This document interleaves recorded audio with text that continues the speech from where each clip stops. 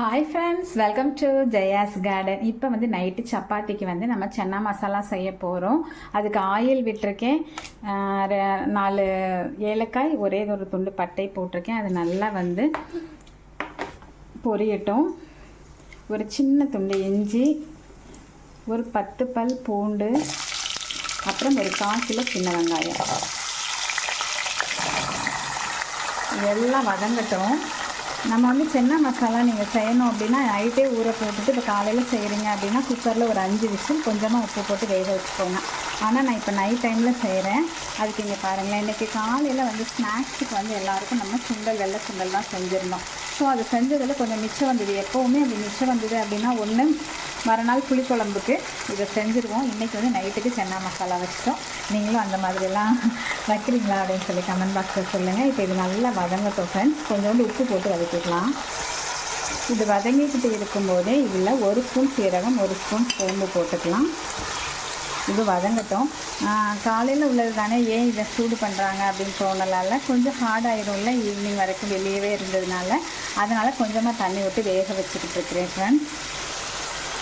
இது நல்லா வதங்கட்டும். ரொம்ப அப்படி சுருளெல்லாம் வெங்காயம் வதங்கணும் அப்படின்லாம் கிடையாது. ஓரளவு இந்த அளவு வதங்கினதும் போதுமே. இப்போ நம்ம ஒரு 200 கிராம் தக்காளி, 1/4 கிலோ சின்ன வெங்காயத்துக்கு 200 கிராம் தக்காளி போடுறேன். நீங்கள் பல்லாரி வெங்காயம் போட்டு கூட செய்யலாம். அது வந்து ஒரு மாதிரி இனிப்பு சுவையோட ஹோட்டல்ஸ்லலாம் அந்த மாதிரி தான் பண்ணுவாங்க. இது வந்து ரொம்ப மசிஞ்செல்லாம் போடணும்னா ஓரளவு தக்காளி வெந்தால் போதுங்க. இந்த அளவுக்கு வதங்கினா போதும். இப்போ 2 ஸ்பூன் மிளகாய் பொடி, 1 ஸ்பூன் மல்லிப்பொடி, எல்லாமே வந்து தனி மிளகாய் பொடி, சரிங்களா. அப்புறம் 1/2 ஸ்பூன் கரம் மசாலா, ஒரு 1/4 ஸ்பூன் மஞ்சள் பொடி, அதுக்கப்புறம் 1 ஸ்பூன் கிட்ட இது பொட்டுக்கடலை போட்டிருக்கேன். பொட்டுக்கடலைக்கு பதிலாக வந்து நீங்கள் கசகசா போட்டுக்கலாம். அப்படி இல்லை அப்படின்னா முந்திரி பருப்பு கூட போட்டுக்கலாம். இது எல்லாமே உங்களுடைய விருப்பம்னா.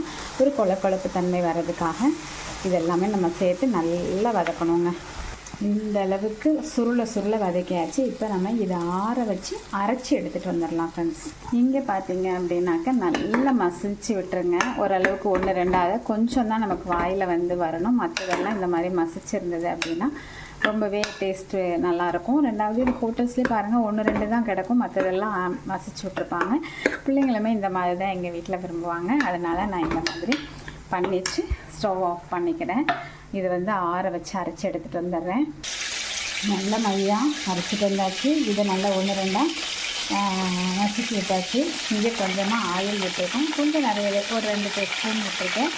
இதில் நம்ம பிரிஞ்சி இலைகளை போட்டுக்கலாம். இதுக்கு பதிலாக வீட்டில் மாடி தோட்டத்தில் வெண்டை இலை இருந்ததுன்னா அதை கூட போட்டுக்கோங்க. அது நல்லா பொரியட்டும். பொரிஞ்ச உடனே நம்ம செய்ய வேண்டிய அடுத்த வேலை இந்த அரைச்சி வச்ச மசாலாவை அதில் கட்டுறது.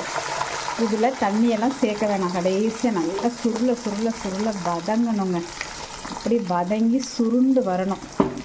அப்படியே எண்ணெயெல்லாம் பிரிஞ்சு மசாலா வரணும். அந்த அளவுக்கு இதை வந்து வதக்கணும். இப்போ நம்ம கையை போட்டு மிக்சியெல்லாம் நல்லா வெளிச்சு உள்ளே விட்டுருக்கலாம். ஏற்கனவே சுண்டலில் நம்ம உப்பு போட்டிருக்கோம். இந்த மசாலாவுக்கு தேவையான உப்பை வந்து இப்போ போட்டுக்கலாம். நல்ல ஒரு 10 நிமிஷம் சுருள வதக்கியாச்சு.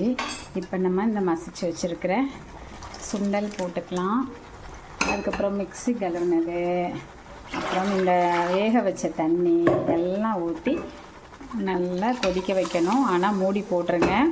ஏன் அப்படின்னா இந்த அளவுக்கு தண்ணி சேர்த்ததுக்கப்புறமா இது பயங்கரமாக தெறிக்கும். வெளியிலையும் ஸ்டவ்வாக போயிடும், அது நம்ம மேலே தெரிச்சிடும்.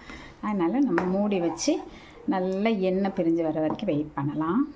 இப்போ இது கொதிச்சிட்டு இருக்கும்போதே நல்ல ஒரு கை அளவுக்கு பச்சை கருவேப்பிலை போட்டுக்கலாம்.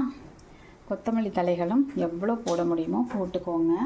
நல்லா அதோட ஃப்ளேவர் எல்லாமே இறங்கி கொதித்து வரட்டும் ஃப்ரெண்ட்ஸ். சூப்பராக எண்ணெய்லாம் பிரிஞ்சு பார்க்கவே அழகாக ரெடி ஆகிடுச்சு. ஹோட்டல் ஸ்டைல்லையே ரொம்பவே டேஸ்ட்டாக இருக்கும். பூரி சப்பாத்திக்கு ரொம்ப அட்டகாசமாக இருக்கும். சாதத்தில் கூட போட்டு பசைஞ்சு சாப்பிட்லாங்க. கண்டிப்பாக நீங்கள் ட்ரை பண்ணி பாருங்கள். பிடிச்சிருந்தா லைக் பண்ணுங்கள், ஷேர் பண்ணுங்கள், கமெண்ட் பண்ணுங்கள். மறக்காமல் சப்ஸ்கிரைப் பண்ணி சப்போர்ட் பண்ணுங்கள் ஃப்ரெண்ட்ஸ். பாய்.